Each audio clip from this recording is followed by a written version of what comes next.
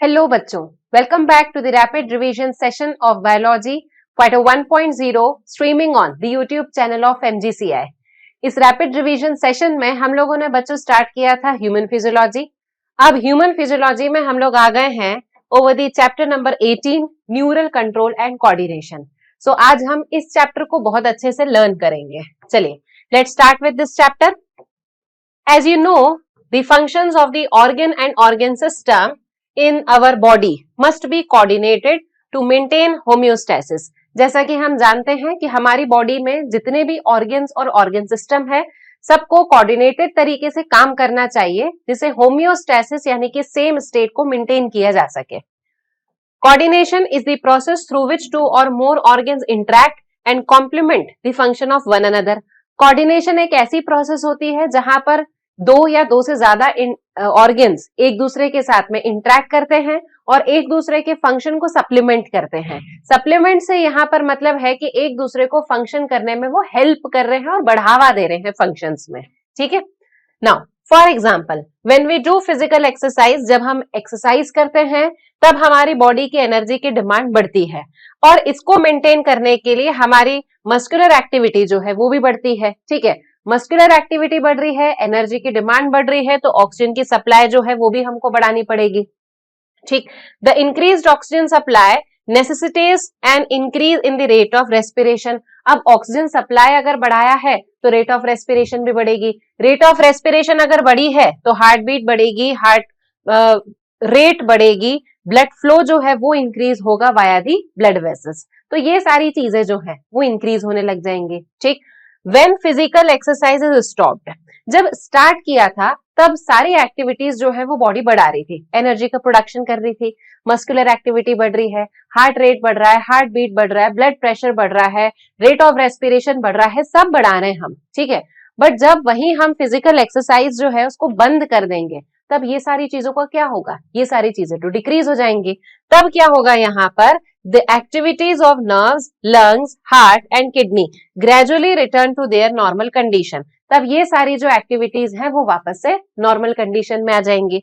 Thus the functions of muscles, lungs, heart, blood vessels, kidney and other organs are coordinated while performing the physical exercise। और जब हम physical exercise कर रहे हैं तब ये सारे ऑर्गन्स जो हैं ये सभी अपने फंक्शन का कोऑर्डिनेशन कर रहे हैं, क्योंकि बिना कोऑर्डिनेशन के ये सारे ऑर्गन्स काम नहीं कर सकते। जैसे हमारे घर में अगर कोई फंक्शन हो रहा है तो हम सभी मेंबर्स को एक दूसरे के साथ में कोऑर्डिनेट करना जरूरी है, तब तो वो फंक्शन बहुत अच्छे से हो पाएगा। तो अगर हमारी बॉडी को कोई फंक्शन करना है तो सारे ऑर्गन्स को कोऑर्डिनेट करना बहुत जरूरी है। क्लियर है बच्चों इतना?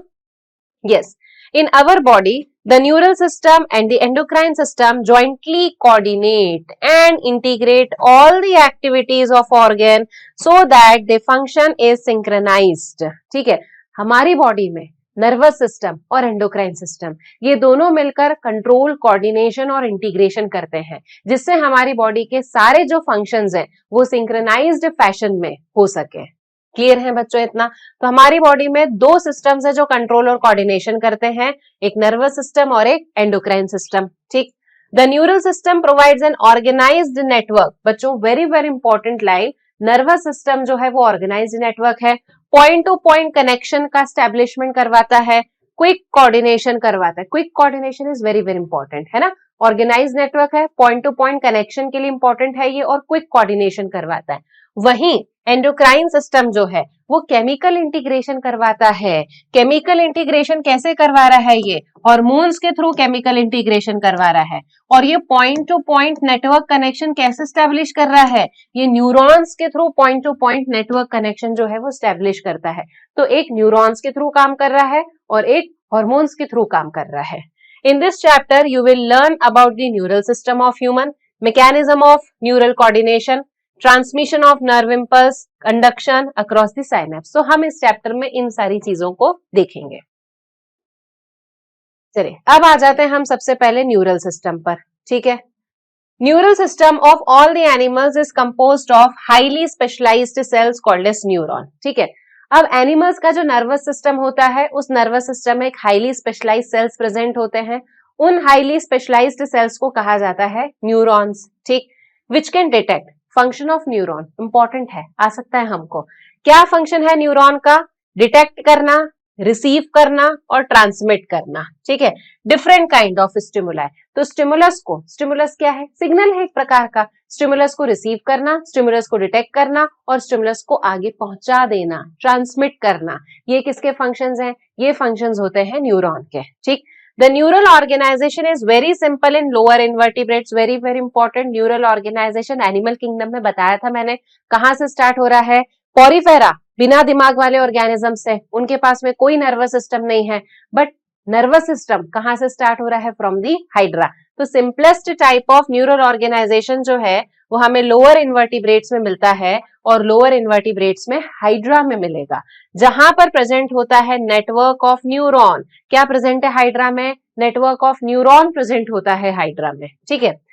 The neural system is better organized in the insects। अब नेक्स्ट, हाइड्रा में तो सबसे simplest type of nervous system है, और कौन से ऐसे ऑर्गेनिजम्स है जहां पर थोड़ा बेटर नर्वस सिस्टम हमको मिलता है? इंसेक्ट्स में बेटर नर्वस सिस्टम मिलता है, where a brain is present along with the number of ganglia and neural tissues. हमने पढ़ा था इंसेक्ट्स में या आर्थ्रोपोडा में क्या प्रेजेंट होते हैं? Double ventral solid nerve cord. क्या प्रेजेंट है? Double ventral nerve cord. और उन डबल वेंट्रल नर्व कॉर्ड्स के साथ में क्या प्रेजेंट है? याद करो, वहां प्रेजेंट होते हैं गैंग्लियाज। क्या प्रेजेंट होते हैं उसमें? गैंग्लियाज। तो यहां देखिए, जहां पर ब्रेन प्रेजेंट है along with the number of ganglia and neural tissue.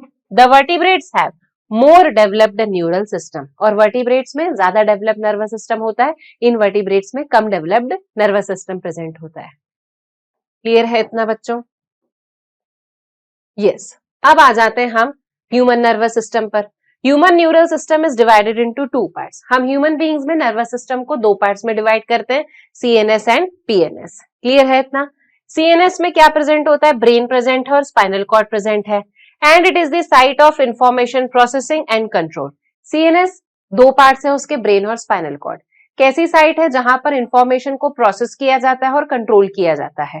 Process मतलब आगे और हमें इस इंफॉर्मेशन का क्या करना है, ठीक है। देखने वाली इंफॉर्मेशन थी, सुनने वाली थी, सोचने वाली थी, या फिर बॉडी के किसी दूसरे ऑर्गन में उसको हमको ट्रांसमिट करना है, तो this is called as processing. और प्रोसेसिंग करने के बाद में क्या किया जाता है और क्या काम है इसका? कंट्रोल करना, ठीक है। The PNS comprises of all the nerves of the body associated with the CNS.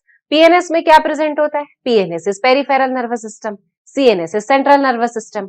जो बॉडी के सेंटर में है वो सेंट्रल नर्वस सिस्टम, जो सेंटर से निकलकर पेरीफेरी में जा रहा है, आसपास में जा रहा है, that is peripheral nervous system. तो सीएनएस में आ गया ब्रेन, और ब्रेन का पीछे की तरफ में एक्सटेंशन स्पाइनल कॉर्ड आ गया।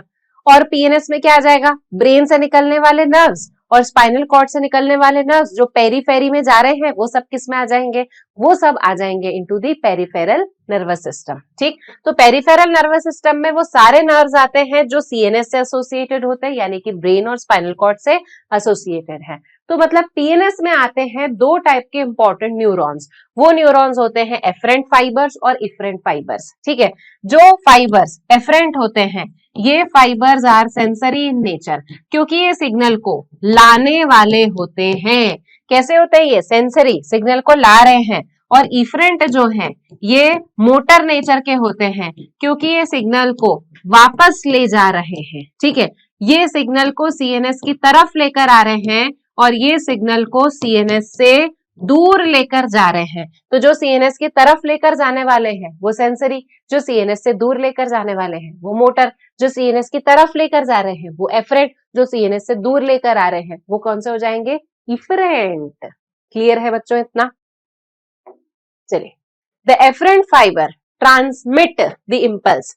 एफरेंट फाइबर्स का काम क्या होता है? वो इम्पल्स को ट्रांसमिट करते हैं फ्रॉम टिश्यू और ऑर्गन टू दी सीएनएस। क्या कर रहे हैं? ये ट्रांसमिट कर रहे हैं इम्पल्स को फ्रॉम टिश्यू और ऑर्गन टू दी सीएनएस। मतलब सिग्नल भेज रहे हैं। वो किसको भेज रहे हैं सिग्नल? सीएनएस को भेज रहे हैं, ठीक है। And the efferent fibres transmit regulatory impulses from the CNS to the concerned peripheral tissues और organ.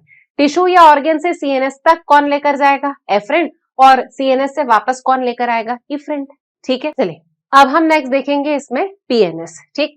PNS is divided into somatic neural system and autonomic neural system. देखें, पीएनएस जो है इसे हमने दो कैटेगरीज में डिवाइड कर दिया। The first one is somatic neural system and the next one is autonomic neural system.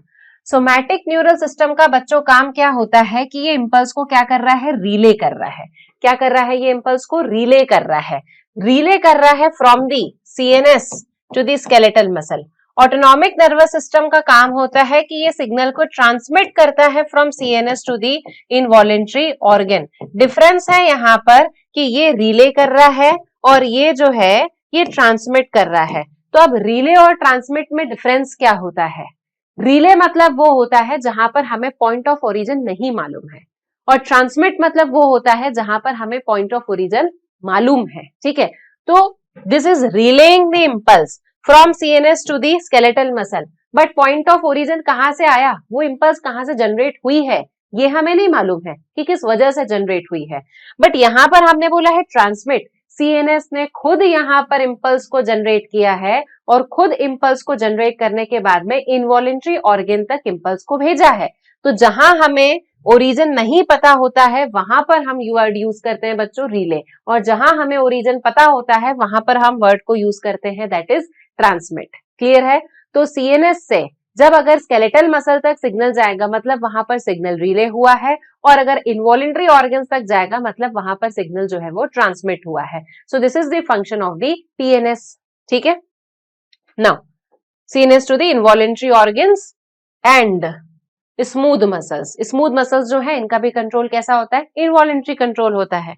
The autonomic neural system is further classified into sympathetic neural system and parasympathetic neural system. Autonomic nervous system को हम दो में divide कर देते हैं. The first one is sympathetic and the second one is parasympathetic nervous system. ठीक है. Now, sympathetic nervous system body में इमरजेंसी के लिए रिस्पॉन्सिबल होता है. जो भी इमरजेंसी एक्शंस होते हैं they are controlled by sympathetic. और जब बॉडी में कामनेस इंड्यूस करनी होती है then at that time that is responsible for the parasympathetic nervous system. ठीक है. Now, अब अगला चलते हैं अपन विसरल नर्वस सिस्टम पर.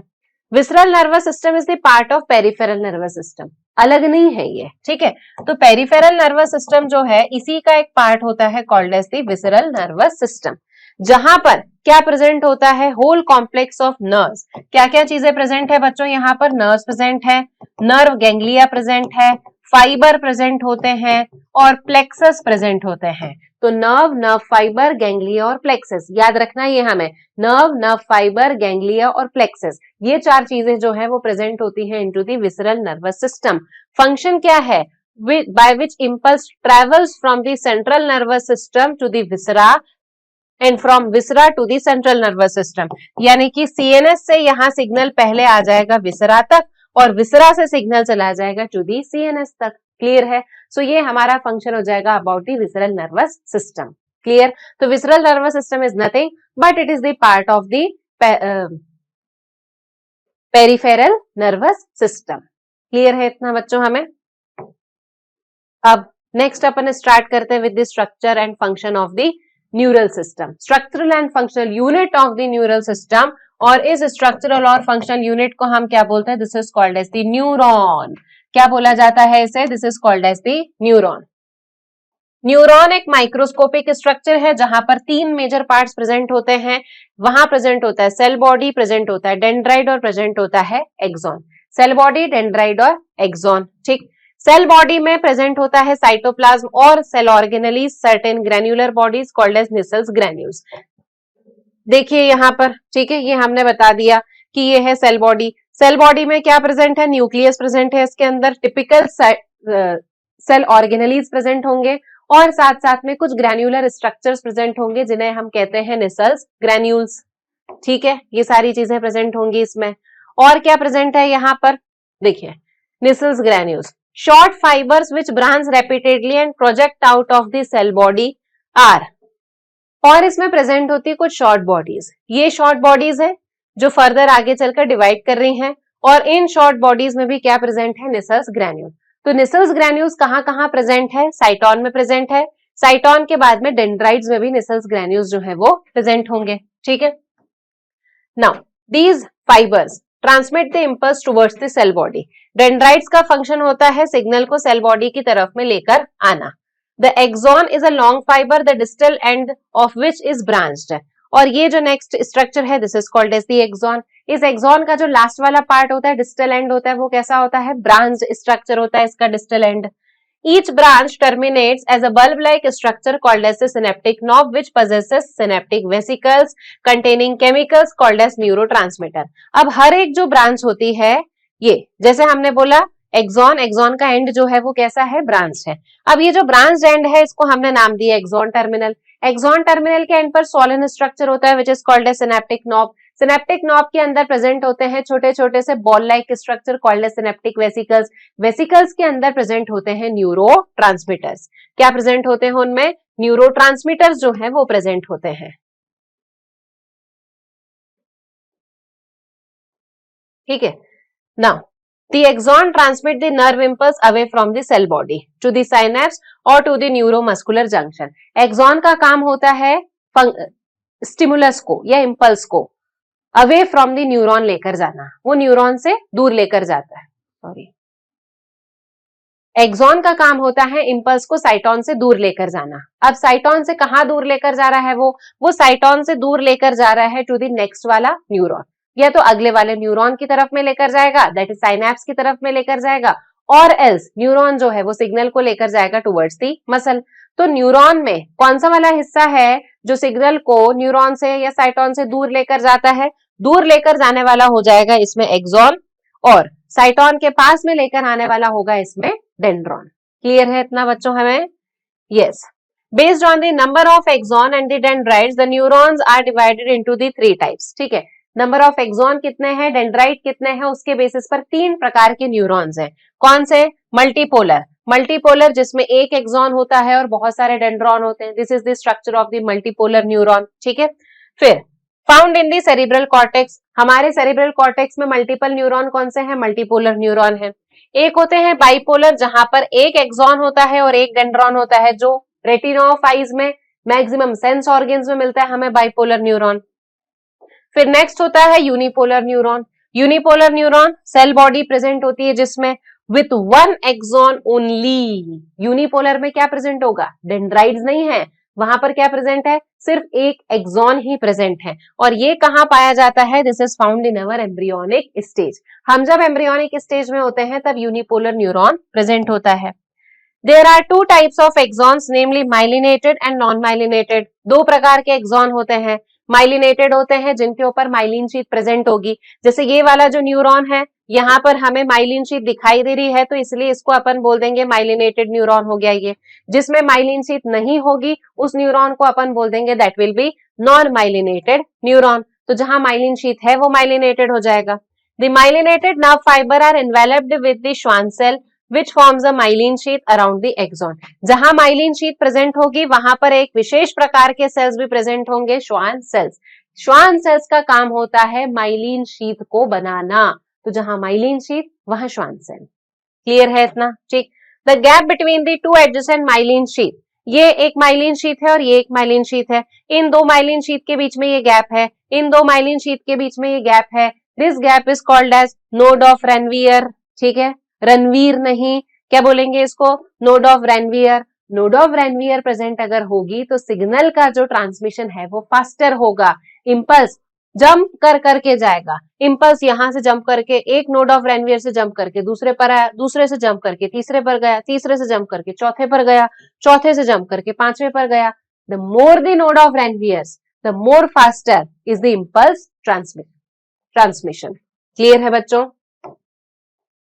ठीक ना, तो ये जो बीच में हमें गैप्स मिलते हैं उन गैप्स को नोड ऑफ रेनवियर बोलते हैं। Myelinated nerve fibre are found in spinal and cranial nerves. ठीक है, तो माइलिनेटेड नर्व फाइबर्स हमें किसमें मिलती हैं, स्पाइनल नर्व, स्पाइनल कॉर्ड से निकलने वाली नर्व्स और हमारे ब्रेन से निकलने वाली नर्व, दीज आर माइलिनेटेड।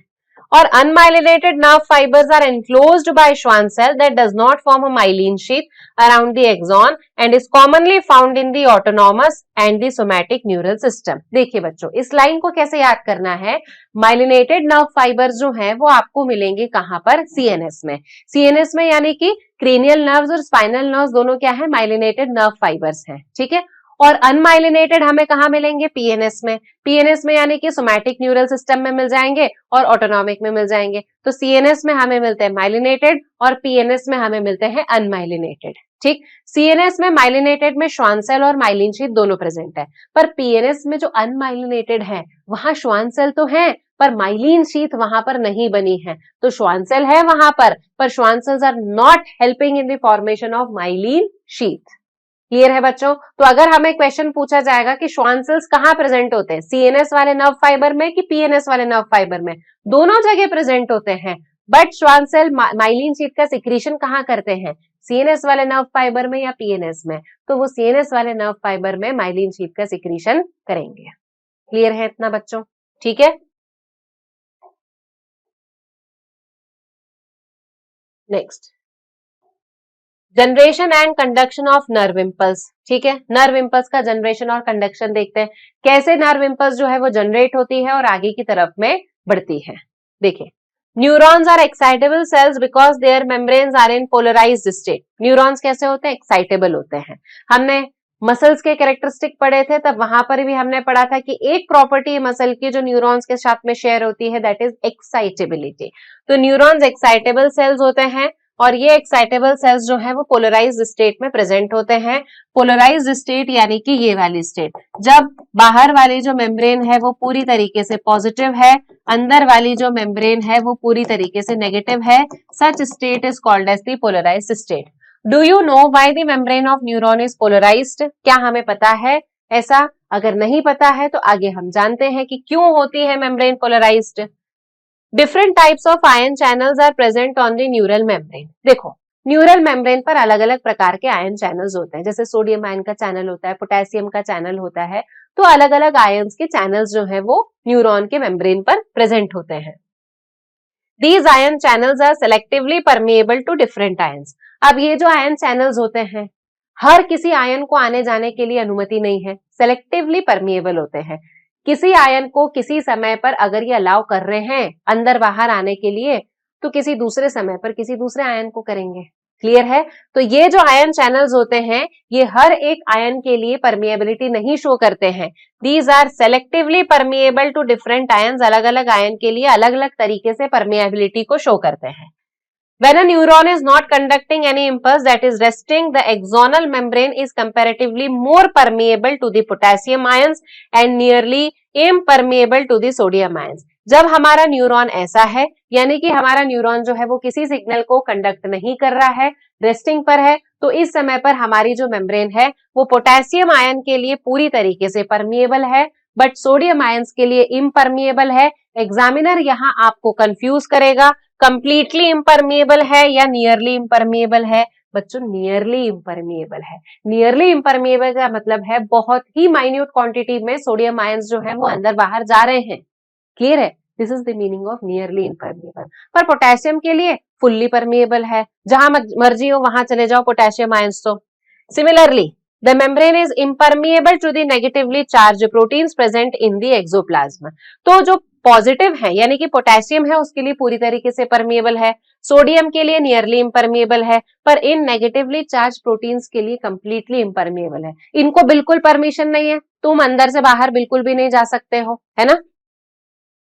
चलिए, consequently the exoplasm inside the axon contains high concentration of the potassium and negatively charged proteins and low concentration of the sodium. ठीक है, तो जो एक्सोप्लाज्म प्रेजेंट है, अब यहाँ पर क्या हो गया एक्सोप्लाज्म में?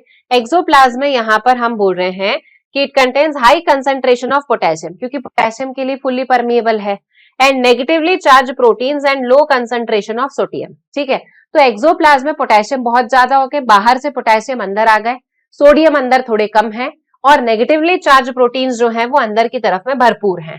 अब बाहर की तरफ में यहाँ पर क्या प्रेजेंट है? बाहर की तरफ में there is low concentration of potassium, अंदर पोटेशियम ज्यादा है, बाहर पोटेशियम कम है।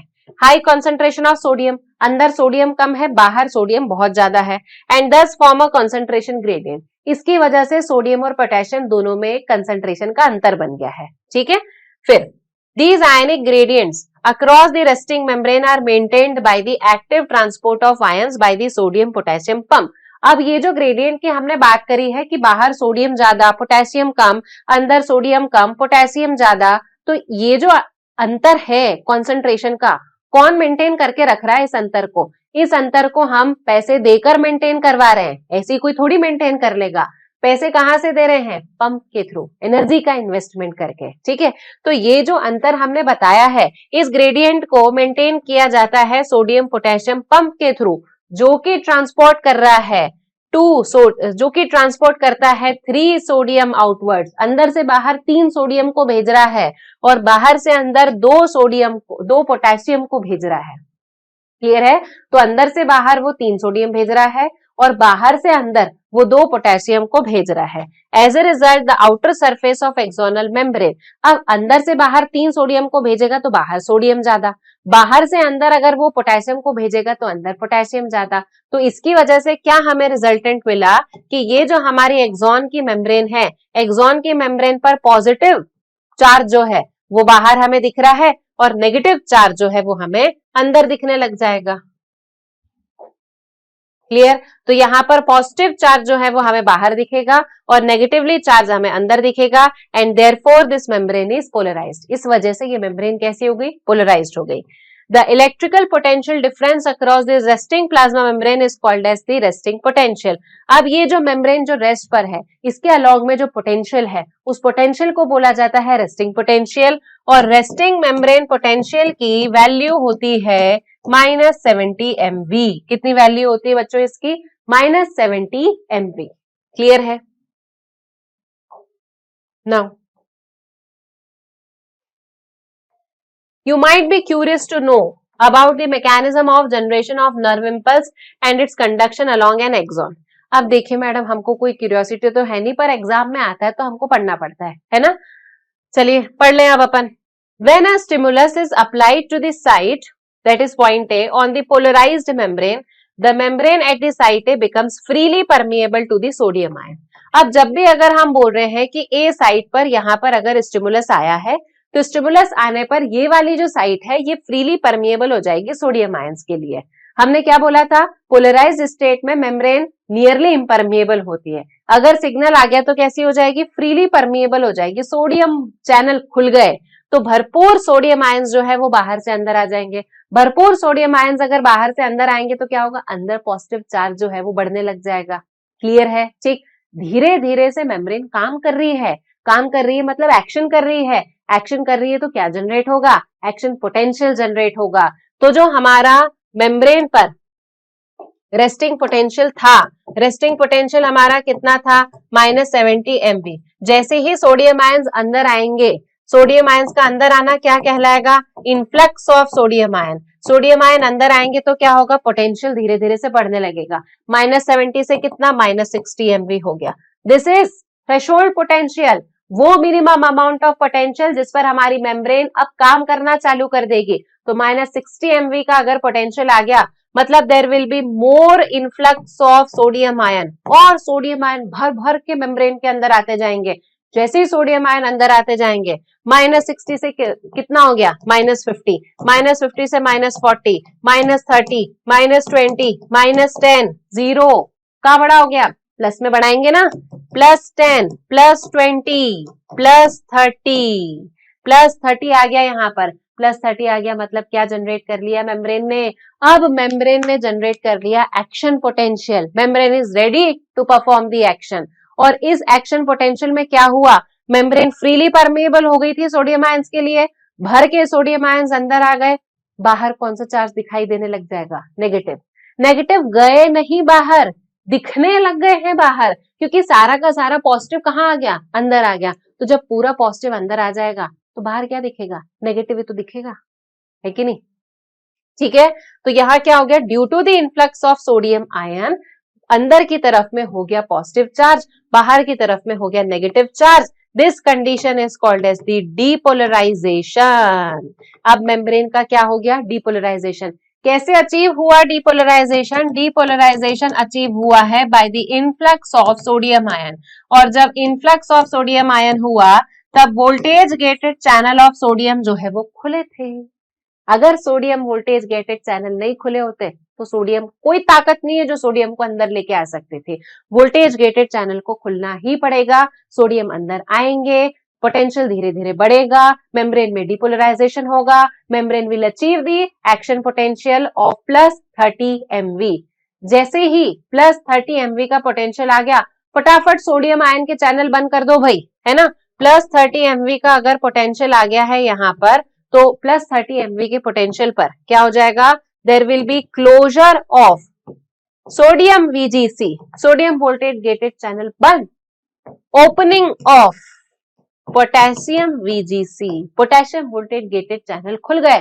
पोटेशियम वोल्टेज गेटेड चैनल अगर खुल गए तो पोटेशियम कहां से कहां जाएंगे, पोटेशियम जो है वो जाने लगेंगे अंदर से बाहर की तरफ में। क्यों जाने लगेंगे, मेम्ब्रेन बहुत जिद्दी है, मुझे बाहर पॉजिटिव ही चाहिए, मेरा काम नहीं हो रहा है नेगेटिव में, मेरे को नहीं चाहिए नेगेटिव। मेम्ब्रेन ने बोल दिया नहीं, मैं अगला वाला सिग्नल लूंगी ही नहीं, नहीं लेना मुझे अगला वाला सिग्नल जब तक तुम बाहर पॉजिटिव नहीं करोगे, मजबूरी है ना। तो ट्राई करके देखते हैं अब अपन क्या हो रहा है। जैसे ही यहाँ पर +30 MV का पोटेंशियल आ गया, तो अब यहाँ पर इस मेम्ब्रेन पर जो पोटेशियम के वोल्टेज गेटेड चैनल है वो खुल जाएंगे।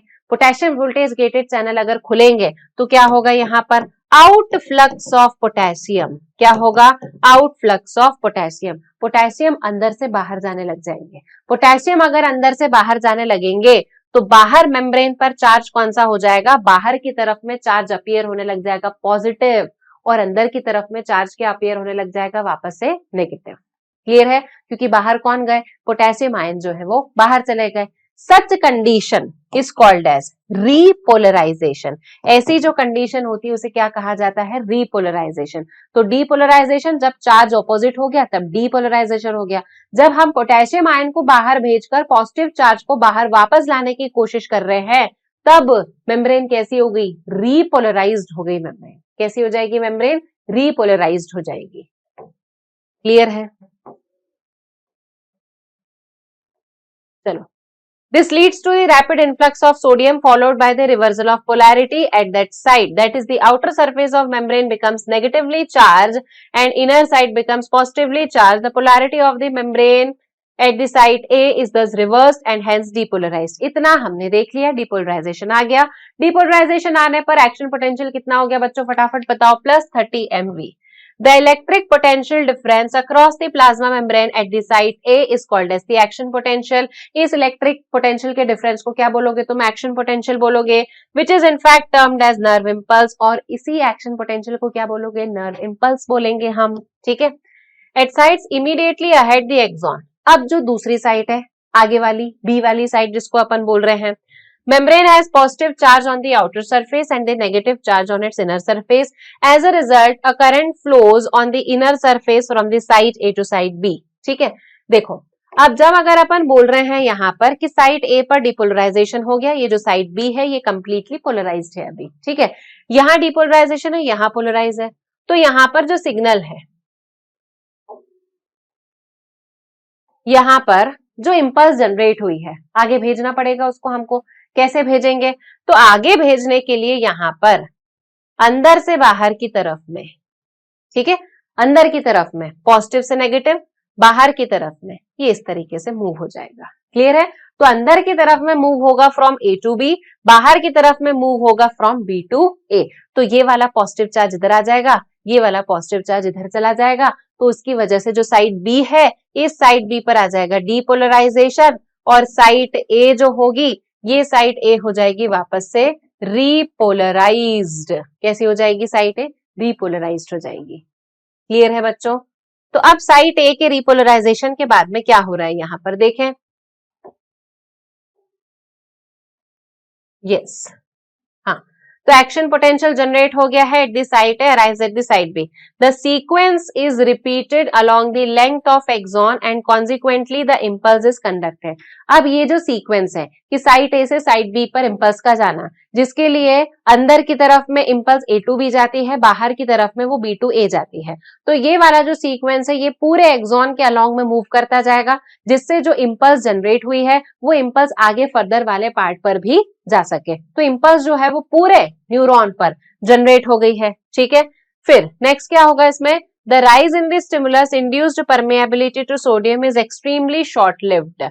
अब जो सोडियम की परमेबिलिटी के लिए सोडियम वोल्टेज गेटेड चैनल खुले थे, वो बहुत कम समय के लिए खुलते हैं। मतलब जो डीपोलराइजेशन होता है वो डीपोलराइजेशन बहुत कम समय के लिए होता है और क्विकली जैसे ही डीपोलराइजेशन हुआ +30 MV का पोटेंशियल वहां पर गेन हुआ, +30 MV का पोटेंशियल गेन होते से ही अब पोटेशियम के लिए परमिएबिलिटी बढ़ जाएगी। तो विद इन अ फ्रैक्शन कुछ सेकंड्स में ही पोटेशियम जो है वो बाहर जाने लग जाएंगे, आउटफ्लक्स होगा पोटेशियम का और मेम्ब्रेन जो है वो अपना रेस्टिंग पोटेंशियल जो है वो वापस से एक्वायर कर लेगी of the membrane at the site of excitation and the fibre becomes once more responsive to the further stimulation. जैसा मैंने आप लोगों को बताया था कि मेम्ब्रेन बहुत जिद्दी है। मेम्ब्रेन ने क्या कहा, जब तक पॉजिटिव बाहर नहीं दोगे तब तक मैं अगला वाला स्टिमुलस गेन नहीं करूंगी। तो हमारे लिए मजबूरी है कि मेम्ब्रेन का हम रिपोलराइजेशन करवाएं। तो मेम्ब्रेन के रिपोलराइजेशन के लिए हमने पोटेशियम को बाहर भेज दिया, क्लियर। पर मेम्ब्रेन तो और जिद्दी है, नहीं मुझे पोटेशियम नहीं चाहिए पॉजिटिव में, क्या चाहिए तो फिर तुमको सोडियम चाहिए मुझको। तो अगेन उस रेस्टिंग स्टेज को मेंटेन करके रखने के लिए -70 MV का अगर पोटेंशियल चाहिए तो हमें क्या ऑपरेट करना पड़ेगा, सोडियम पोटेशियम पंप। तो रेस्टिंग स्टेज में RMP अगर लेकर आना है -70 MV का, तो इस चीज के बाद में सोडियम पोटेशियम पंप ऑपरेट होगा और सोडियम पोटेशियम पंप की वजह से 3 सोडियम अंदर से बाहर जाएंगे, 2 पोटेशियम बाहर से अंदर आएंगे and the membrane will become once again the polarized membrane which is ready to take the signal, to take the stimulus. Clear है बच्चों? ये इस चैप्टर का सबसे टफेस्ट टॉपिक था जो अभी हमने देख लिया है। क्लियर है ना? अब हम अगली चीज देखते हैं इसमें, transmission of the impulse. Impulse transmission किस तरीके से होता है देखें। देखो इंपल्स ट्रांसमिशन यहां पर हम देख रहे हैं साइनैप्स। देखो बहुत ही सिंपल टॉपिक है ये। साइनैप्स क्या होता है, अगर एक न्यूरॉन है, उस न्यूरॉन में अगर इंपल्स का ट्रांसमिशन हुआ है, इंपल्स का जनरेशन अगर हुआ है, तो उस जनरेटेड इंपल्स को अलोंग द न्यूरॉन तो अपन उसको ले जा सकते हैं। कैसे, A to B, फिर A to B, फिर A to B, हम उसको लेकर जा सकते हैं। बट एक न्यूरॉन से दूसरे न्यूरॉन तक कैसे लेकर जाओगे? एक न्यूरॉन से दूसरे न्यूरॉन तक लेकर जाने के लिए हमको इंपल्स का ट्रांसमिशन करवाना पड़ेगा from the one neuron to the another neuron. ठीक है, such transmission is through a junction और उस जंक्शन को बोला जाता है सिनैप्स। क्लियर, देखते हैं हम। A nerve impulse is transmitted from one neuron to another through the junction called as synapse. Nerve impulse जो है वो एक न्यूरॉन से दूसरे न्यूरॉन तक जाती है एक जंक्शन के थ्रू, जिसे साइनैप्स कहा जाता है। Synapse is formed by the membranes of presynaptic neuron and the postsynaptic neuron, which may or may not be separated by a gap called as the synaptic cleft. अब synapse जो है वो किस तरीके से बनता है, जहां पर एक प्रीसिनेप्टिक न्यूरॉन हो, फिर नीचे की तरफ में एक पोस्ट सिनेप्टिक न्यूरॉन हो। ठीक है, मतलब पहले वाले न्यूरॉन का जो एक्सॉन है उसको अपन बोल देंगे प्री सिनेप्टिक मेम्ब्रेन, दूसरे वाले न्यूरॉन का जो डेंड्रॉन है उसको अपन बोल देंगे पोस्ट सिनेप्टिक। और इन दोनों के बीच में यहाँ पर गैप हो भी सकता है और गैप नहीं भी हो सकता है। अगर गैप प्रेजेंट हुआ उस गैप को अपन बोलेंगे सिनेप्टिक क्लेफ्ट, और अगर गैप एब्सेंट है तो हम बोल देंगे सिनेप्टिक क्लेफ्ट इज एब्सेंट। है ना, सीधी सी बात है ये।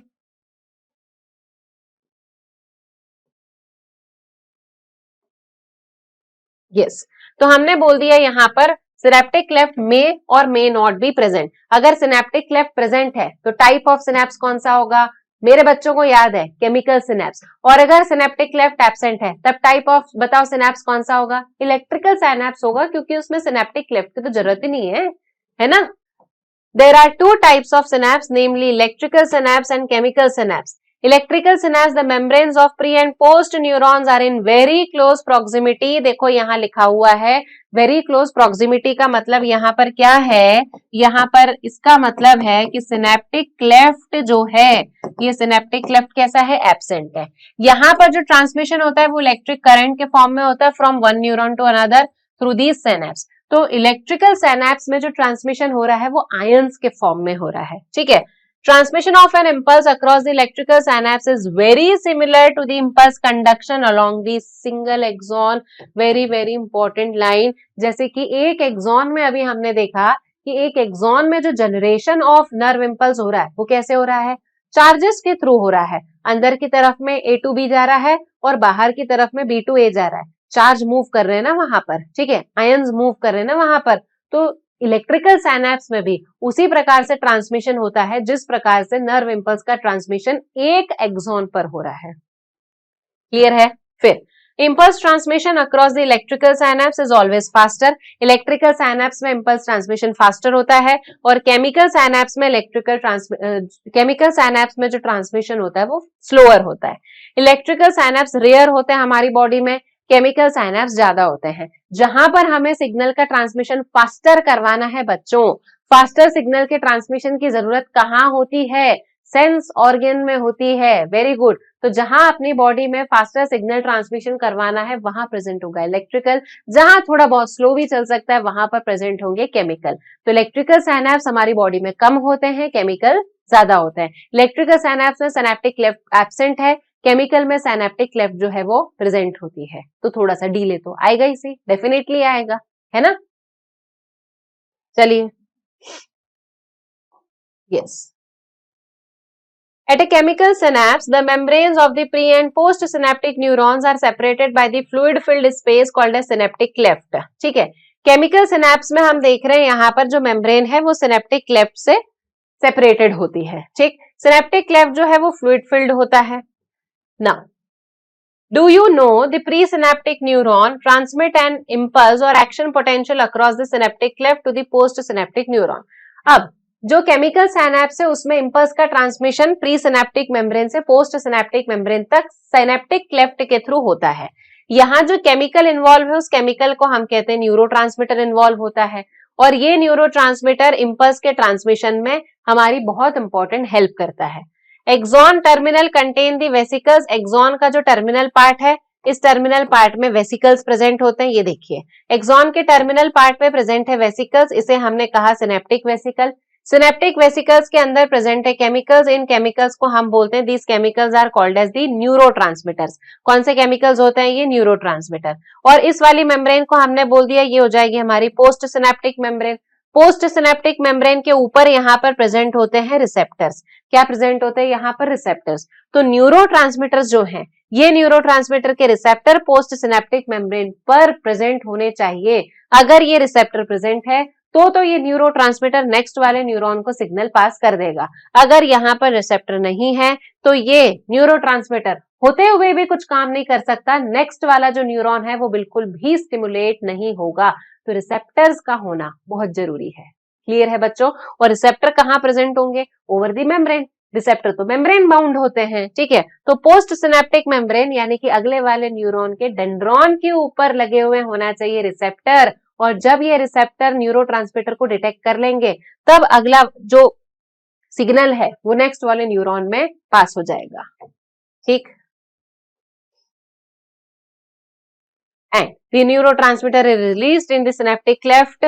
The released neurotransmitter bind to their specific receptor से बाइंड करेंगे present on the post synaptic membrane. This binding opens the ion channel allowing the entry of ions. इस बाइंडिंग से आयन चैनल जो है वो ओपन हो जाएंगे।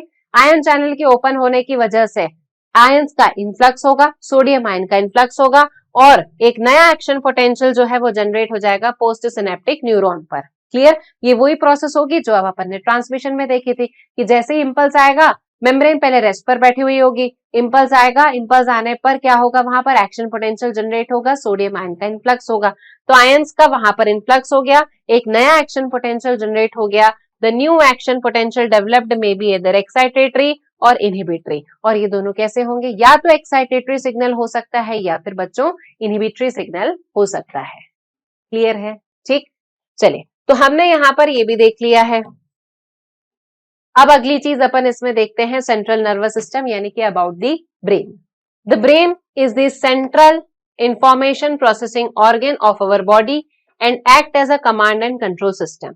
यस, ब्रेन हमारी बॉडी का सेंट्रल इंफॉर्मेशन प्रोसेसिंग ऑर्गन है जो हमारी बॉडी को कमांड देता है और कंट्रोल करता है। It controls various voluntary movement, balance of body. Function क्या है ब्रेन के वो देख लेते हैं।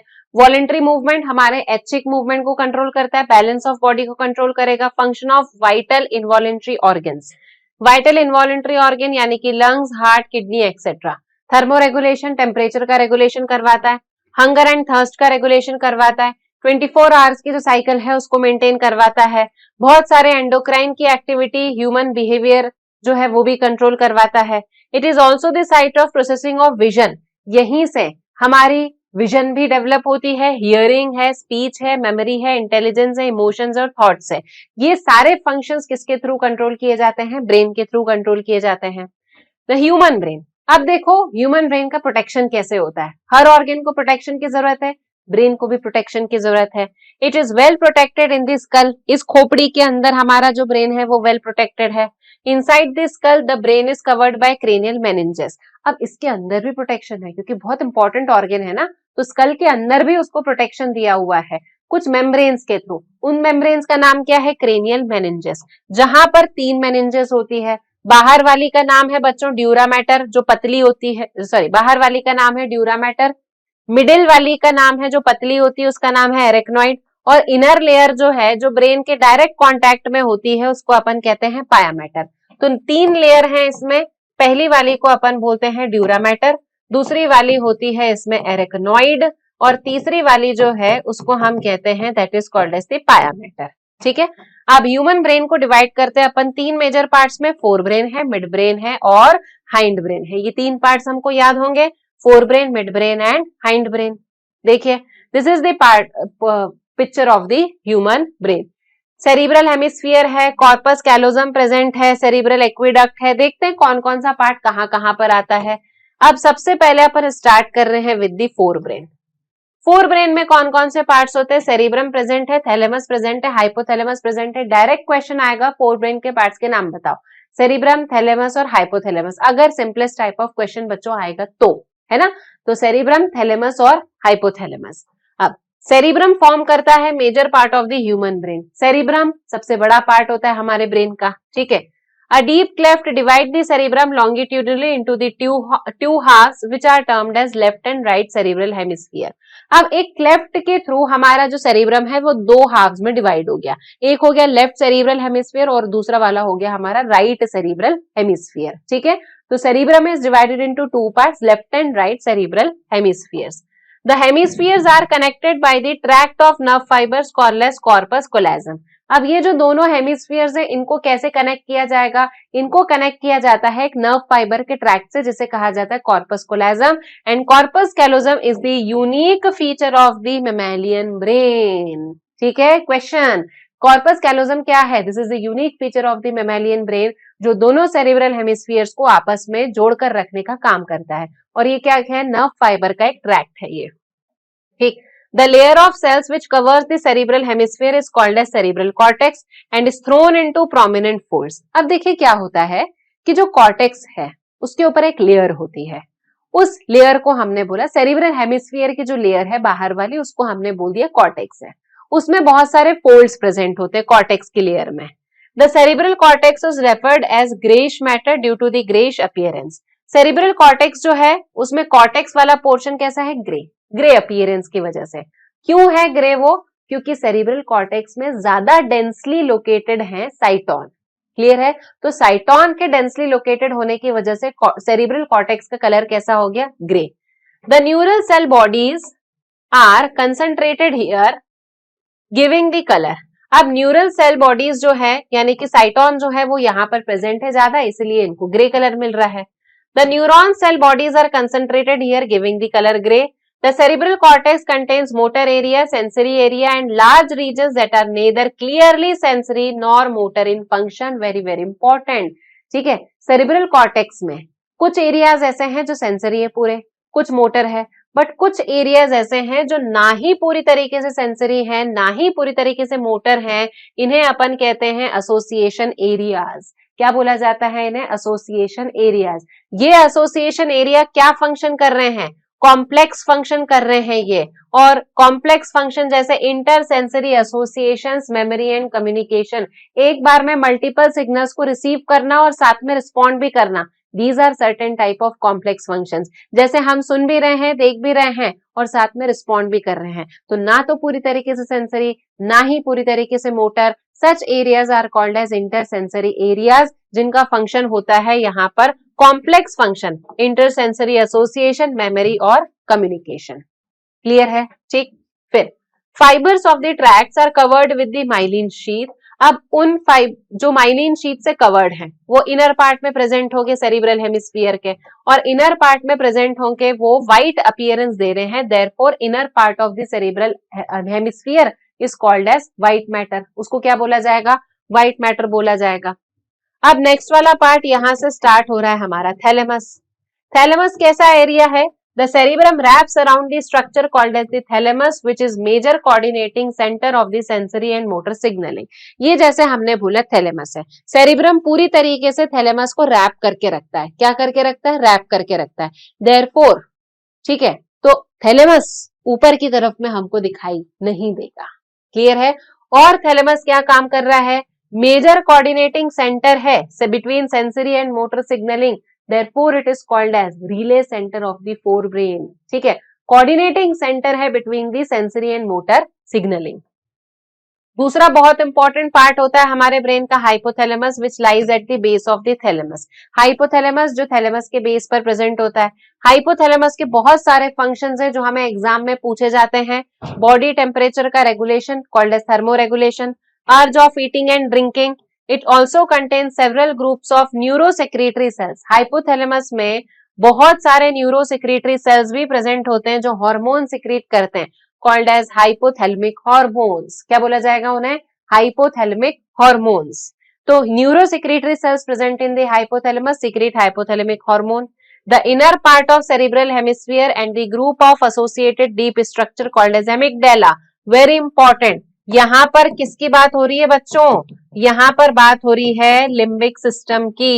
Inner part of cerebral hemisphere, cerebral hemisphere का जो अंदर वाला पार्ट है और उसके साथ साथ में associated deep structure like amygdala, hippocampus. Cerebrum के इनर पार्ट यानी कि हाइपोथैलेमस और थैलेमस। क्लियर है? सेरिब्रम के इनर पार्ट से क्या मतलब है यहाँ पर? हाइपोथैलेमस और थैलेमस। तो हाइपोथैलेमस, थैलेमस, एमिगडाला, हिप्पोकैम्पस ये सब मिलकर एक कॉम्प्लेक्स स्ट्रक्चर बनाते हैं। उस कॉम्प्लेक्स स्ट्रक्चर को बोला जाता है लिम्बिक लोब और लिम्बिक सिस्टम। इसका फंक्शन क्या है? देखो, along with the hypothalamus it is involved in the regulation of sexual behavior। Regulation of sexual behaviour करवाता है ये, इमोशंस को कंट्रोल करवाता है ये, जैसे excitement, pleasure, rage, fear and motivation. और एक फंक्शन है इसका, it also converts short term memory to long term memory. ठीक है, जो गजनी है ना, गजनी, उस गजनी के ब्रेन का कौन सा वाला पार्ट जो है वो अफेक्ट हो गया था?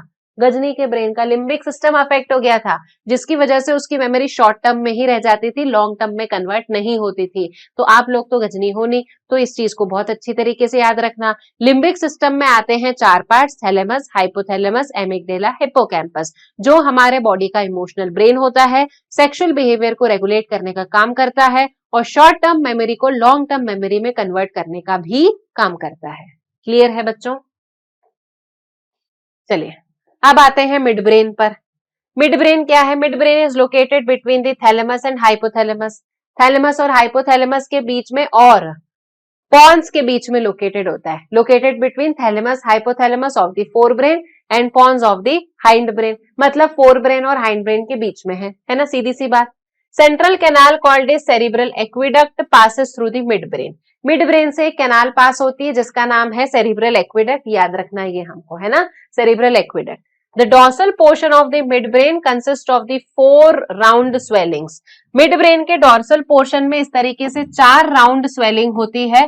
ऊपर वाले लोब्स को कह दिया जाता है सुपीरियर लोब, नीचे वाले लोब्स को कह दिया जाता है इंफीरियर लोब। क्लियर है?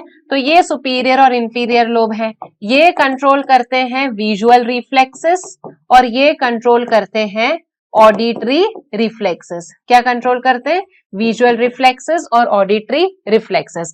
और इस पार्ट को बोला जाता है कॉर्पोरा क्वाड्रिजेमाइना। क्या कहा जाता है इसे? कॉर्पोरा क्वाड्रिजेमाइना।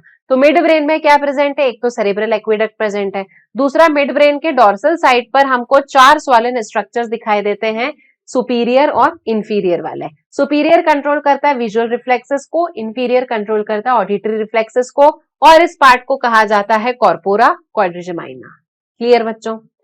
नेक्स्ट अब आते हैं हाइंड ब्रेन। हाइंड ब्रेन में होते हैं तीन पार्ट्स, पॉन्स होता है, सेरिबेलम होता है और मेड्यूला होता है। ठीक है, medulla it is also called as medulla oblongata. Pons में फाइबर ट्रैक्ट प्रेजेंट होता है that interconnect the different regions of the brain. एक फाइबर का ट्रैक्ट होता है जो ब्रेन के अलग अलग पार्ट्स को कंट्रोल करता है, जो ब्रेन के अलग अलग पार्ट्स को कनेक्ट करता है। Cerebellum has very convoluted structure, cerebrum का भी कॉन्वोलेटेड स्ट्रक्चर था, सेरिबेलम का भी कॉन्वोलेटेड स्ट्रक्चर है। कॉन्वोलेटेड स्ट्रक्चर मतलब सरफेस एरिया बड़ा, सरफेस एरिया बड़ा मतलब वहां पर एडिशनल स्पेस प्रेजेंट होगी ज्यादा से ज्यादा न्यूरॉन्स के लिए।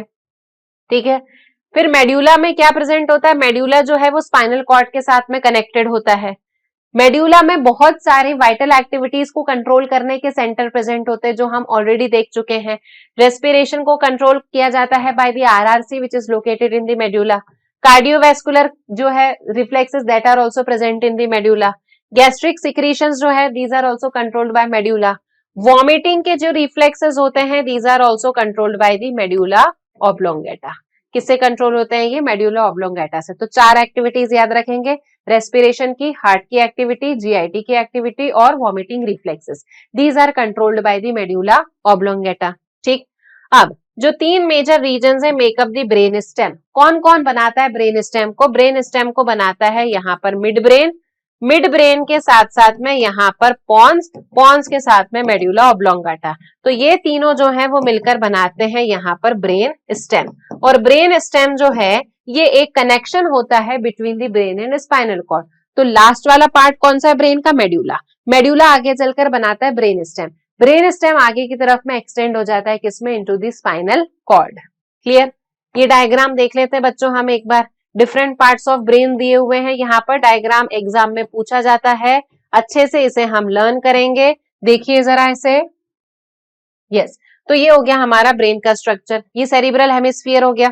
ठीक है, हाफ पार्ट में इसको अपन ने डिवाइड कर दिया, एक पार्ट होगा और होगा इसका। ये सेरिब्रम है, थैलेमस है और ये हो गया यहाँ पर हाइपोथैलेमस। तो सेरिब्रम, थैलेमस, हाइपोथैलेमस तीनों किसके पार्ट हो गए? फोर ब्रेन के। ठीक, फिर मिड ब्रेन बाहर से दिखाई नहीं देगा, this is the part of the mid brain. ठीक, हाइंड ब्रेन तीन पार्ट्स हैं, ये जो अलग से बाहर की तरफ में आ रहा है यहाँ पर, ये this structure is called as the pons. ये इधर जो ट्री के फॉर्म में हमें दिख रहा है इसको अपन बोलते हैं सेरिबेलम, और इसके नीचे वाला जो हिस्सा है इसको अपन बोल देंगे मेड्यूला। तो पॉन्स और मेड्यूला जो है ये दोनों मिलकर क्या बनाते हैं? पॉन्स है और मेड्यूला है। देखो, पॉन्स और मेड्यूला इन दोनों ने क्या बना लिए यहाँ पर? Brain stem. Mid brain, pons और मेड्यूला ये सब मिलकर बना लेंगे ब्रेन स्टेम। ब्रेन स्टेम आगे चलकर बना लेगा यहाँ पर स्पाइनल कॉर्ड। क्लियर है बच्चों? तो ये जो डायग्राम है इस डायग्राम को बहुत अच्छी तरीके से लर्न कीजिएगा, इसमें पार्ट्स जो है वो हमें एग्जाम में पूछे जाते हैं। क्लियर? तो स्टूडेंट्स आज हम लोगों ने कंप्लीट कर लिया है नर्वस सिस्टम। ठीक है, आई होप ये आप लोग को बहुत अच्छे से रिवाइज हो गया होगा। अब नेक्स्ट वाला जो हमारा फ्रेम में चैप्टर है दैट इज एंडोक्राइन सिस्टम, जिसे हम कल से स्टार्ट करेंगे। तो तब तक के लिए आप लोग रिवीजन कीजिए, क्वेश्चन प्रैक्टिस कीजिए। Till then good luck.